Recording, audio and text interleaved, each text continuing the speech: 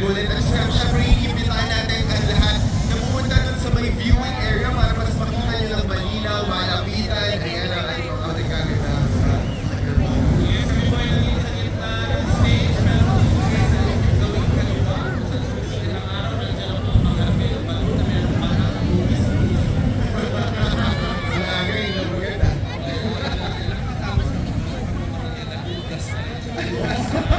Ang haba pala na swimming at yes.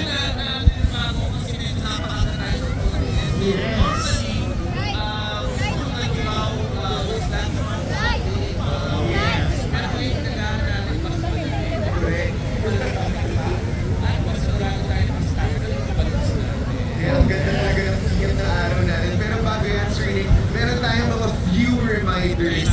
Oo, syempre, take note of the following prohibited items in the festival ground. So, ano yung, yes, Sir Nick, ang mga food and beverages from concessionaires or food stalls within the grounds are allowed. Pero ang mga all outside foods and food and beverages natin, hindi pwede. In short, bawal pumunta ng pagkain galing sa labas o mga baon. Sa loob, bawal yung face mask.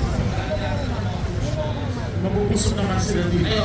Di ba? And of course, kind of hats and shows are prohibited there.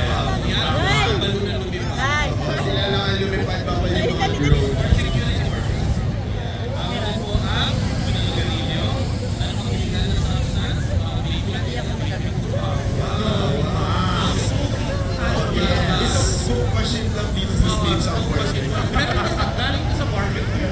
At syempre bawal yung mga weapons of any kind such as explosives, baril, mga matulas, mga pointed objects dahil including mga payo, mga tripods, selfie sticks, and mga monopods, bawal po yan. Bawal pa yung standard na po sa mga open air events. And of course, bawal din ang large pads, wheeled items, musical instruments, speaker, beds, chairs such as lounge chair,